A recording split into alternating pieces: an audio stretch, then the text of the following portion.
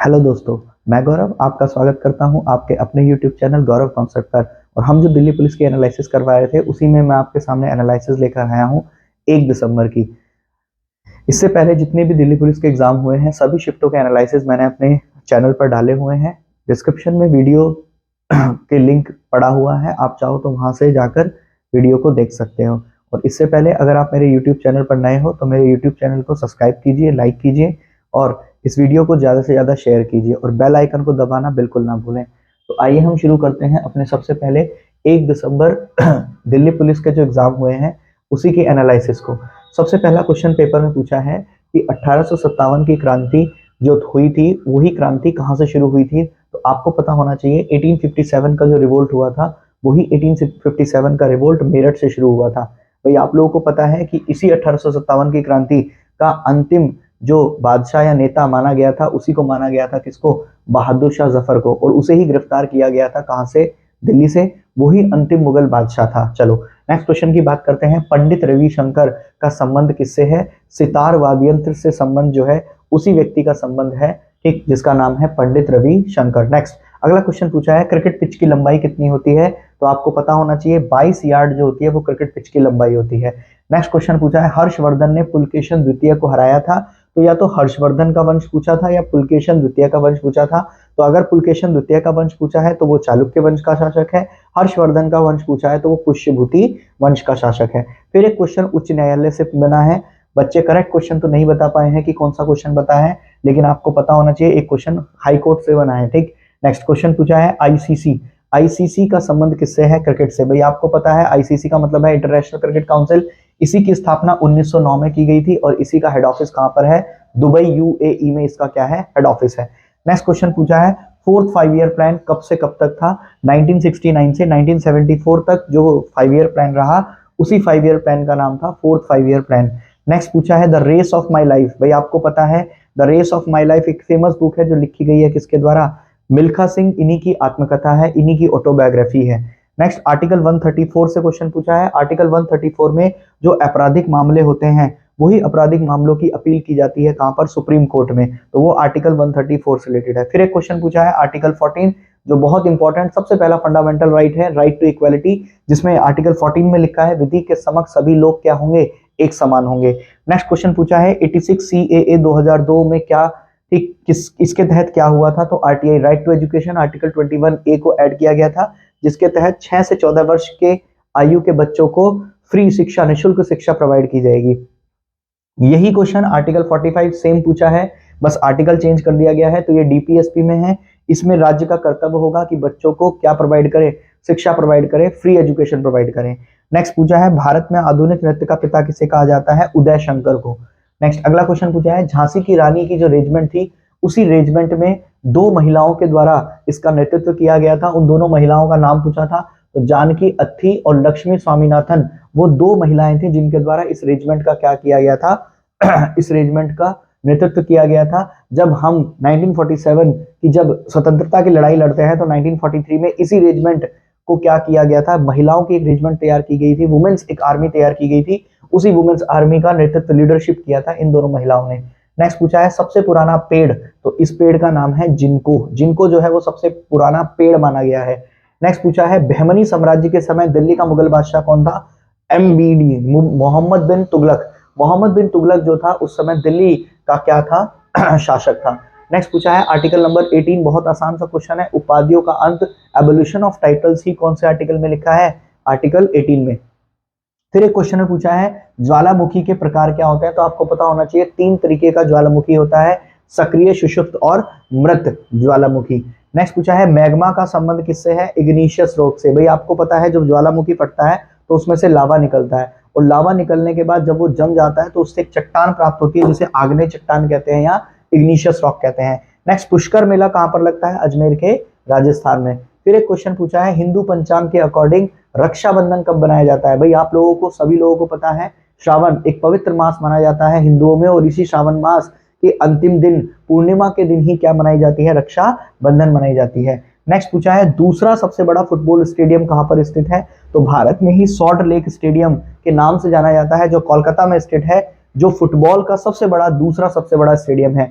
और क्रिकेट का सबसे बड़ा स्टेडियम जिसका नाम क्या है, अहमदाबाद, ठीक, नरेंद्र मोदी स्टेडियम, जिसमें अभी हाल फिलहाल में वर्ल्ड कप हुआ है। उसी वर्ल्ड कप में ऑस्ट्रेलिया ने बेहतरीन प्रदर्शन करके वर्ल्ड कप को क्या किया है, जीता है और इंडिया को हराया है। तो वो भी आपको याद रखना है, क्रिकेट का सबसे बड़ा स्टेडियम और फुटबॉल का दूसरा सबसे बड़ा stadium salt lake stadium, Kolkata, Bharat में स्थित है।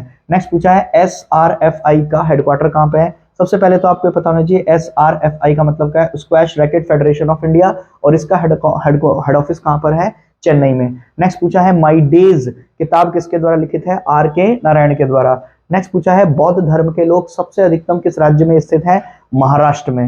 नेक्स्ट पूछा है आर्टिकल 44 एक जैसा है तो इसी का नाम है समान नागरिक संहिता। नेक्स्ट पूछा है 1917 में मील मजदूर आंदोलन या मील मजदूर आंदोलन कौन से वर्ष में हुआ, 1917 में। भाई आप सभी लोग जानते हो गांधी जी के द्वारा एक आंदोलन किया गया था, इसी आंदोलन का नाम था मील मजदूर आंदोलन, जिसमें मील मजदूर जिन्हें बोनस दिया जा रहा था एक्स्ट्रा, उसी बोनस को अंग्रेजों के द्वारा खत्म कर दिया गया। तो उसी बोनस के लिए लड़ाई की गई थी जिसका नाम था अहमदाबाद मील मजदूर आंदोलन। नेक्स्ट पूछा है तीनों गोलमेज सम्मेलन में सम्मिलित होने वाला व्यक्ति कौन था, डॉक्टर BR अम्बेडकर और तेज बहादुर सप्रू, दैट द पर्सन जिन्होंने तीनों गोलमेज सम्मेलन में क्या किया है, हिस्सा किया है। भाई आप लोगों को पता है 1930, 31 और 32 में ही हुई थी 3 राउंड टेबल कॉन्फ्रेंस, ठीक, तो उन्हीं 3 राउंड टेबल कॉन्फ्रेंस में भाग लेने वाला व्यक्ति कौन था, डॉक्टर BR अम्बेडकर। नेक्स्ट पूछा है सितारा देवी का संबंध किससे है, कथक नृत्य से संबंध है सितारा देवी का। फिर क्वेश्चन पूछा है आर्टिकल 245 का संबंध किससे है, केंद्र और राज्य के बीच जो संबंध है वही कौन से आर्टिकल में लिखे हैं, आर्टिकल 245 में। फिर एक आसान सा क्वेश्चन पूछा है आर्टिकल 36 से 51, ठीक, कहां पर लिखा हुआ है, DPSP directive principle of state policy. बार बार ये क्वेश्चन रिपीट हो रहा है। फिर क्वेश्चन पूछा है सराय का मतलब क्या है, भाई सराय का मतलब है आश्रय या आवास। नेक्स्ट क्वेश्चन पूछा है गंगा के समांतर बहने वाली हिमालय से निकलने वाली दूसरी नदी का नाम क्या है, दैट इज यमुना। यमुना वो नदी है जो गंगा के समांतर बहती है, हिमालय से ही निकलती है, लेकिन इसी यमुना की बात करें तो ये यमुना गंगा की एक सहायक नदी है और सबसे लंबी सहायक नदी गंगा की कौन सी है, यमुना नदी है। फिर एक क्वेश्चन यूरेनियम 235 से पूछा है, इसका इस्तेमाल हम न्यूक्लियर रिएक्टर्स में करते हैं। नेक्स्ट वर्ल्ड कप 2023 क्रिकेट का आयोजन या मेजबानी करने वाला देश कौन है, भारत। अभी आपको पता है, बहुत आसान क्वेश्चन है। फिर क्वेश्चन पूछा है भंगड़े का संबंध किससे है, पंजाब से। नेक्स्ट आर्टिकल 170 के तहत जो विधानसभा होती है उसी विधानसभा की अधिकतम सीटें कितनी हो सकती हैं, 500, और मिनिमम सीटें कितनी हो सकती हैं, 60। फिर पूछा है आर्टिकल 17 जिसमें अस्पृश्यता का अंत लिखा है, अनटचेबिलिटी का अंत लिखा है, वही लिखा है आर्टिकल नंबर 17। फिर बार बार क्वेश्चन हरिशेन से रिपीट हो रहा है कि हरिशेन किसके दरबारी कवि थे, तो आपको याद रखना है समुद्रगुप्त। नेक्स्ट पूछा है संविधान सभा की पहली बैठक का आयोजन कब किया गया, 9 दिसंबर 1940। भाई आप लोगों को ही पता है संविधान सभा की 3 बैठक हुई, 9, 11 और 13 दिसंबर को। 9 दिसंबर को जो बैठक हुई थी उसमें सबसे वृद्ध व्यक्ति जिनका नाम था डॉक्टर सच्चिदानंद सिन्हा, उन्हीं व्यक्ति को बनाया गया था इसका क्या, इन्हीं व्यक्ति को बनाया गया था इसका अस्टेबल अध्यक्ष यानी कि अस्थायी अध्यक्ष। और फिर बनाया गया था डॉक्टर राजेंद्र प्रसाद 11 दिसंबर, और 13 दिसंबर को पंडित जवाहरलाल नेहरू ने ही पेश किया था उद्देश्य प्रस्ताव। तो ये 3 संविधान सभा की बैठक थी। इसमें पहली संविधान सभा की बैठक से क्वेश्चन पूछा है जो हुई थी 9 दिसंबर 1940 को। नेक्स्ट क्वेश्चन पूछा है सोनल मानसिंह का संबंध किस नृत्य से है, भरतनाट्यम से। नेक्स्ट पूछा है कृष्णा नदी आंध्र प्रदेश में कितने प्रतिशत बहती है, तो 43.7% कृष्णा नदी जो है वो आंध्र प्रदेश में बहती है। नेक्स्ट बहुत इजी सा क्वेश्चन पूछा है नरोरा परमाणु ऊर्जा संयंत्र कहां पर स्थित है, उत्तर प्रदेश में। नेक्स्ट पूछा है उत्तर वैदिक काल का ठीक महत्वपूर्ण पशु कौन था, अश्व यानी कि घोड़ा। नेक्स्ट पूछा है राजपुर घाट की संधि किस किस के बीच में हुई थी, तो अंग्रेजों और यशवंत राव होलकर जो एक मराठाओं के ही राजा थे उन्हीं के बीच में एक संधि हुई थी जिसका नाम था राजपुर घाट की संधि। नेक्स्ट एक चेतन भगत की एक पुस्तक के बारे में पूछा है, वही बड़ा आसान सा क्वेश्चन था, बच्चे पुस्तक तो नहीं बता पाए हैं क्योंकि बहुत सारे ऑप्शन थे। उसमें पूछा था इनमें से चेतन भगत की पुस्तक कौन सी नहीं है, तो वो क्वेश्चन आपको ध्यान रखना है।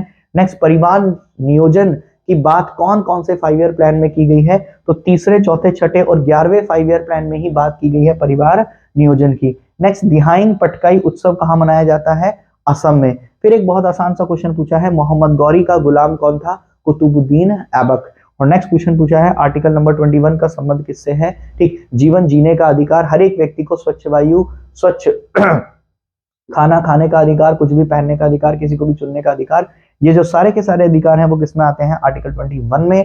और इसी की बात यही कल के पेपर में क्वेश्चन पूछा गया है। तो ये आज के वो बेहतरीन क्वेश्चन है जो पेपर में पूछे गए हैं। मैंने रिपीटेड क्वेश्चन तो एनालिसिस में नहीं डाले हैं, वही सारे के सारे क्वेश्चंस डाले हैं जो हाल फिलहाल में पेपर में पूछे गए हैं। तो ये 1 दिसंबर की शिफ्ट है। अब केवल 2 और 3 तारीख के एग्जाम्स बचे हुए हैं। उन एग्जाम्स ठीक में पेपर कैसा आता है वो अंतिम शिफ्ट है 2 दिन की, और उसके बाद आपके दिल्ली पुलिस के एग्जाम क्या हो जाएंगे, खत्म हो जाएंगे। तो अगर आप इसी तरीके से मेरी एनालिसिस को पसंद कर रहे हैं तो मेरी वीडियो को ज्यादा से ज्यादा शेयर कीजिए और चैनल को सब्सक्राइब करने से बिल्कुल ना भूलिए। ठीक है, थैंक यू, धन्यवाद।